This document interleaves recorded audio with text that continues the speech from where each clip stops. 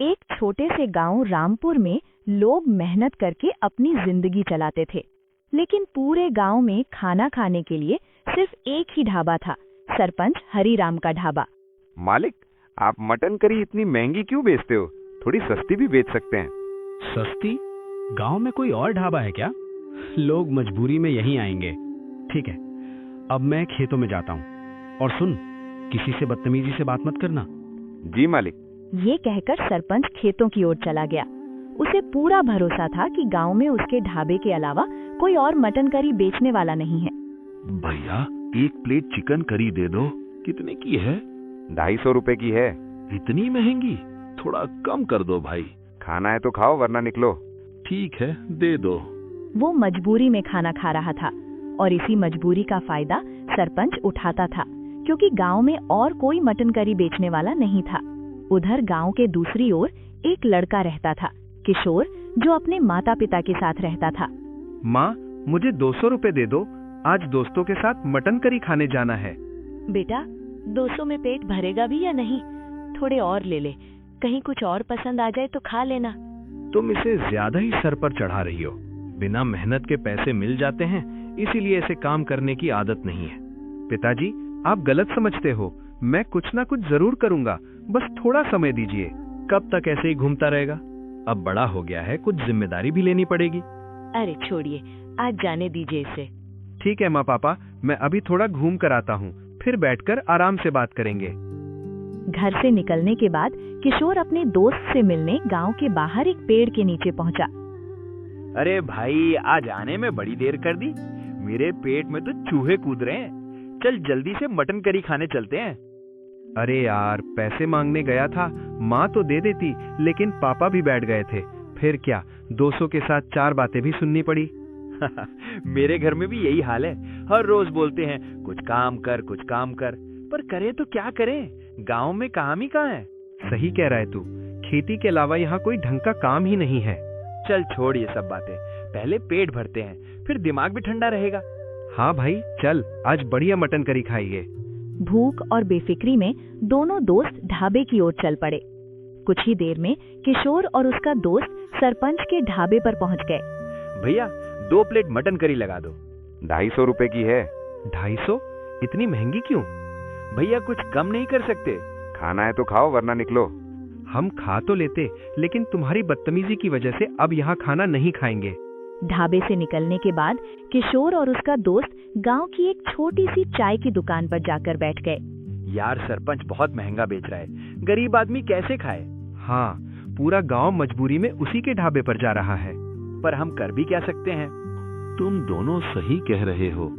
सरपंच बहुत महंगी mutton curry बेच रहा है। तुम्हारे पापा तो पहले मटन करी बेचा करते थे, उन्हें बोलो फिर से बेचना शुरू करें। क्या मेरे पापा पहले मटन करी बेचते थे?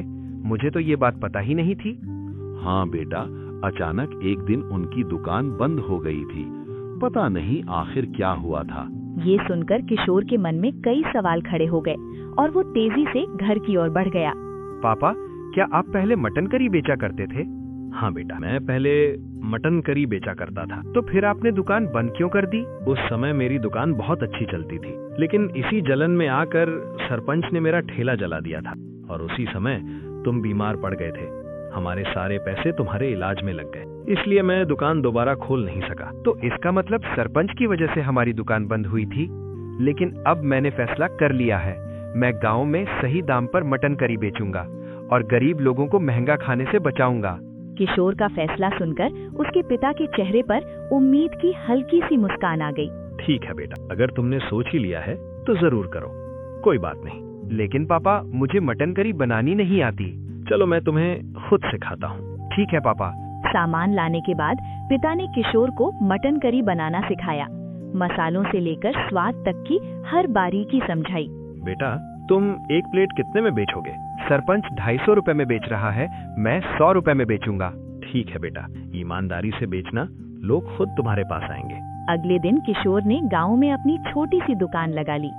पहले दिन ग्राहक कम आए, लेकिन किशोर का हौसला कम नहीं हुआ और कुछ ही देर बाद एक गांव वाला आया और बोला, वाह बेटा, कल बोल रहा था कि दुकान खोलेगा और आज खोल भी ली। चलो देखो, तुम्हारी मटन करी कितनी स्वादिष्ट है। आदमी खाता है। वाह बेटा, करी तो बहुत स्वादिष्ट है, सच में कमाल कर दिया। पहली ही तारीफ ने किशोर का हौसला और बढ़ा दिया और यही शुरुआत आगे चलकर सरपंच के घमंड को तोड़ने वाली थी। धीरे धीरे किशोर की दुकान पर ग्राहकों की भीड़ लगने लगी और उधर सरपंच की दुकान लगभग खाली रहने लगी। आज कोई ग्राहक क्यों नहीं आ रहा? अरे सरपंच जी, रामू का लड़का किशोर गांव में मटन करी की दुकान खोल लिया है और 100 रुपए में दे रहा है, इसलिए सब उसी के पास जा रहे हैं। अच्छा, वही रामू का बेटा जिसका ठेला मैंने 10 साल पहले जला दिया था। अब उसके बेटे का ठेला भी जलाना पड़ेगा। बेटा किशोर, तेरी दुकान तो गई अब। वो ठेले में आग लगा देता है और चला जाता है। ये किसने किया होगा?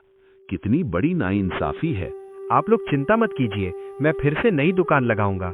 हम भी तुम्हारी मदद करेंगे रामू। अगले ही दिन किशोर ने फिर से ठेला लगाया और दोबारा ग्राहक आने लगे। सरपंच जी, उसने फिर से दुकान खोल ली है। ठीक है, जितनी बार खोलेगा उतनी बार जलाऊंगा। वो आग लगाने ही वाला होता है। बस सरपंच जी, आज मत जलाइए। आज आपकी सच्चाई गांव वालों के सामने आ गई है। तुम लोग गलत समझ रहे हो। चुप रहो सरपंच, अब तुम्हारा ढाबा बंद होगा और तुम्हें सरपंच के पद से हटाया जाएगा। मुझे माफ कर दीजिए रामू, मुझे माफ कर दो। हम माफ तो कर देंगे, लेकिन शर्त ये है कि तुम भी 100 रुपए में मटन करी बेचोगे और किसी से बदतमीजी नहीं करोगे। हाँ, मैं वादा करता हूँ, अब ऐसा ही करूँगा। उस दिन के बाद सरपंच भी 100 रुपए में मटन करी बेचने लगा और गांव वाले किशोर के ठेले और सरपंच के ढाबे दोनों पर खुशी से खाने आने लगे। सच्चाई, ईमानदारी और मेहनत हर लालच और ताकत से बड़ी होती है। जो दूसरों को दबाता है वही एक दिन खुद गिर जाता है।